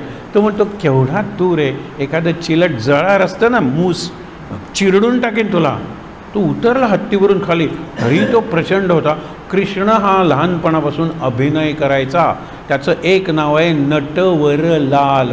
नट अभिनय करणारा, वर म्हणजे श्रेष्ठ ॲक्टर, आणि त्यातून लाल म्हणजे त्याचं ॲक्टिंग लोकांना आवडायचं. जरी तो उघड उघड फसवायचा तरी लोकांना आवडायचं. गंमत बघा. तर शेवटी पळायला लागला घाबरून. त्यावेळेला कालयवन म्हणला तू घाबरलास ना तरी मी तुला पकडणार आणि ठार मारणार. आता इथे कृष्णाने दोन गोष्टी कशा केल्या बघा, आणि आपण थांबणार आहोत. कृष्ण चरित्र हे असं अभ्यास करायचं. ज्या वेळेला तो येतो, आपल्याला हा प्रसंग माहीत आहे, त्यावेळेला तिथे गुहा असते एक शेजारी. कृष्ण त्या गुहेत शिरतो. हाही हा हा हा करत येतो कोण, कालयवन. आणि तो गुहेत शिरण्यापूर्वी कृष्ण ते निळं उपरणं मुद्दामून असं करत असतो जे त्याच्या लक्षात घेतं. आणि तो निळ्या रंगाचं रेशमी उपरणं अलगद एक ऋषी झोपलेले आहेत त्या ऋषींवर पांघरून ठेवतो. आणि आपण स्वतः दगडामागे जाऊन उभा राहतो, कारण त्याला माहीत आहे या ऋषींचं नाव मुचकुंद ऋषी. देवांशी त्यांनी सत्ययुगात मदत केलेली आहे, आणि दमलेत ते रात्रंदिवस राक्षसांबरोबर लढून. देव म्हणतात तुम्हाला कुठला वर पाहिजे? मला झोपेचा वर पाहिजे. मी खूप झोपणार आहे, आणि जर झोपेतून मला कोणी उठवलं तर माझ्या डोळ्यात शक्ती असेल, मी त्याला जाळून टाकणं एवढी शक्ती मला द्या. हे कृष्णाला माहीत होतं. त्यांनी सांगितलं असा वर. हा आला मागे, त्यांनी खर्रकन ते ओढलं. ओढल्यावर मुचकुंद ऋषींची झोप भंग झाली. त्याने डोळे उघडले. हा पुढे उभा होता ना, त्यांच्या डोळ्यातली शक्ती होती, तो योगाग्नी होता शंकराच्या तिसऱ्या डोळ्यासारखा. जळून खाक झाले ऋषी. तो कालयवनला मारलं कृष्णाने. त्यांच्या डोळ्यातली आग शांत होऊ दिली. हे कृष्णापासून शिकायचा. एकदम आला असता तर कृष्णाचं काही खरं नव्हतं, कारण ऋषी आहे तो. तर तो थांबला जरा, ते शांत झाले, इकडे तिकडे बघतायत, अस्वस्थ झालेले आहेत. हा समोर येतो, नमस्कार करतो. ऋषी त्याला एक प्रश्न विचारतात, रामाचा जन्म झाला का? कल्पना करा, हा रामाचा जन्म, कारण रामाला बघून मी मरणार आहे, मी मुक्त होणार आहे. तो म्हणतो राम झाला, त्रेतायुग संपलं, द्वापर युगाचा राम म्हणजेच विष्णू, मी कृष्ण, आणि चतुर्भुज रूपात म्हणजे विष्णू रूपात शंख चक्र गदा पद्म असं दर्शन दिलं. ते मुचकुंद ऋषी धन्य झाले, आणि शांतपणे त्यांनी प्राण सोडला. म्हणजे मुचकुंद ऋषींना मुक्त केलं, कालयवनात ठार मारलं. हा कसा निरनिळा. त्याला त्यावेळेला रणछोड दास म्हणायला लागले. रणछोड दास म्हणजे सैन्यातून पळून आलेला, शत्रूला पाठ दाखवलेला. आणि शेवटी त्यांनी सांगितलेलं आहे, मी शत्रूला पाठ दाखवली नसेल तर हे पोर जे जन्मलेलं आहे परीक्षित नावाचं, ते हात हलवायला लागेल, पाय हलवायला लागेल, रडायला लागेल, श्वास घ्यायला लागेल, जिवंत होईल. 4 प्रतिज्ञा घेतल्यात, तो विषय आत्ता नको. पण जिवंत झालेला आहे. त्यावेळेला लोक विचारतात, हा धडधडीत पाठ दाखवून आलाय ना कालयवनाला, त्यावेळेला त्याला रणछोड म्हणायला लागले. नुसतं रणछोड नाही तर रणछोड दास म्हणायला लागले. मग कसा हा मुलगा राहिला? ही प्रतिज्ञा खोटी आहे. त्यावेळेला लोकांनी सांगितलं की कृष्ण म्हणतो ते बरोबर आहे, कारण तो पळत आला, हा त्याच्या युद्धनीतीचा एक भाग होता. त्याने मारलं ना त्याला, म्हणजे हा मेला ना. लक्षात ठेवा, युद्ध कोणी जिंकलं? कृष्णाने जिंकलेलं आहे. म्हणून कधीकधी पाठ दाखवणं शत्रूला पुन्हा तोंड दाखवून ठार मारण्यासारखं आहे. गनिमी कावा वगैरे म्हणतो. शिवाजी महाराजांनी हे तंत्र वापरलं होतं. मुद्दा काय? कृष्णाचं जीवन. कृष्णाचं जीवन हे सांगून न संपणार आहे. पण तरीसुद्धा आपण जो आत्ता एक श्लोक म्हणणार आहोत शेवटी, शांतिपाठ, त्या शांतिपाठाचा अर्थच असा आहे की ते पूर्ण आहे आणि हे पूर्ण आहे. म्हणजे कृष्णाचं ते चरित्र महाभारतात भागवतात सांगितलेलं पूर्ण आहे, आणि आज किंवा या 4 महिन्यात आपण बघितलेलं चरित्रही पूर्ण आहे. पूर्णस्य पूर्णमादाय, पूर्णातून पूर्ण काढलं तरीही पूर्ण उरतं. आपण जरी एक थेंब सागराचा घेतला तरीसुद्धा त्याची खारटपणा, आणि मला सागराचा अभ्यास करायचा आहे, त्या एका थेंबावरून मी सागराचे गुणधर्म सांगू शकतो. शीतावरून भाताची परीक्षा, सगळा हात घालून भात कसा झालाय बघायची गरज नसते. थोडं जरी आपण कृष्णचरित्र बघितलं तरी ते पूर्ण कृष्णचरित्र आहे. आपण कृष्णाचा जन्म, वसुदेव, कृष्णाची आई देवकी, कृष्णाचा इथे देवकीला फुटलेला पाना, बऱ्याचशा कृष्णाच्या जीवनातल्या गोष्टी आज बघितलेल्या आहेत. आता इथे थांबण्यापूर्वी आपण एक विचार करणार आहोत की कृष्णचरित्र आता 2 महिन्यांनी चातुर्मास संपेल. महत्त्वाचे जे प्रसंग आहेत कृष्णाच्या जीवनातले आपण बघणार आहोत। मुख्य म्हणजे कृष्णाने ज्या 8 पत्नी, त्याला कृष्णाच्या अष्टनायिका म्हणतात, त्या कशा मिळवल्या हा विषय पुढच्या वेळेला आपण बघणार आहोत। आपल्याला एक माहिती आहे, रुक्मिणी, तिने स्वतःला पळवून आणलं, रुक्मिणी हरण म्हणतो आपण, आणि कसं पळवायचं ते सुंदर आहे। आणि आपण म्हणतो त्याही वेळेला की पहिलं प्रेमपत्र रुक्मिणीने लिहिलं कृष्णाला, आणि तू आला नाहीस तर मी मरेन, पुन्हा जन्मेन, पण तुला मिळवल्याशिवाय राहणार नाही। ही पहिली पत्नी। नंतरच्या 2 पत्नी आत्ता मिळवल्या ना, सेमंतक म्हणाबरोबर जांबुवंती मिळवली आणि सत्यभामा मिळवली। नंतर भद्रा आहे, सत्य आहे, लक्ष्मणा आहे, मित्रविंद आहे आणि कालिंदी आहे। या 8 पत्नी कशा मिळवल्या? प्रत्येक अर्जुनापेक्षा अवघड पण जिंकून कृष्णाने मिळवलेलं। कृष्णाने धनुष्य चालवलंच नाही का? सारंग पाणी आपण त्याला म्हणतो, सारंग हे कृष्णाच्या धनुष्याचं नाव आहे। म्हणून कृष्णाचं चरित्र हे खूप मोठं आहे। आपण बघतोय तो प्रत्येक प्रसंग कृष्णचरित्र सांगणार आहे। म्हणून तो म्हणणार आहोत ओम पूर्णमदः पूर्णमिदं, आणि नंतर नेहमीचा आपण जो म्हणतो की तू आणि मी दोघांचेही रक्षण करूया, आपण तोही ध्यानतीपाठ म्हणणार आहोत। आहे त्या ठिकाणी कृष्णाचा जो मंत्र आहे तो काही वेळा माझ्यानंतर म्हणा। श्रीकृष्ण गोविंद हरे मुरारे, हे नाथ नारायण वासुदेव,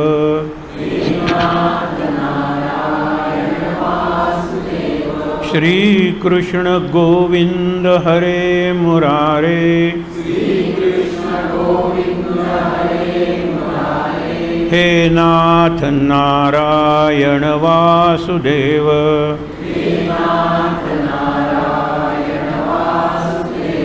श्रीकृष्ण गोविंद हरे मुरारे,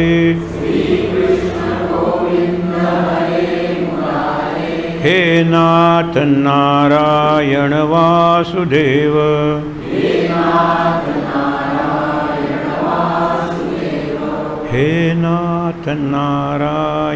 वासुदेव,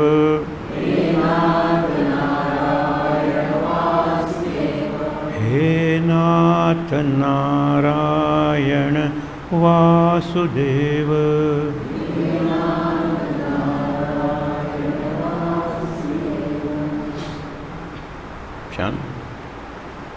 शांतिपाठ म्हणायचे। ओम पूर्णमदः पूर्णमिदं पूर्णात् पूर्णमुदच्यते पूर्णस्य पूर्णमादाय पूर्णमेवावशिष्यते। ओम शांति शांति शांति। डोळे बंद। ओम सहनाववतु सहनौ भुनक्तु सह वीर्यं करवावहै तेजस्विनावधीतमस्तु मा विद्विषावहै। ओम शांति शांति शांति। डोळे बंद। 3दा दीर्घ श्वासोच्छ्वास।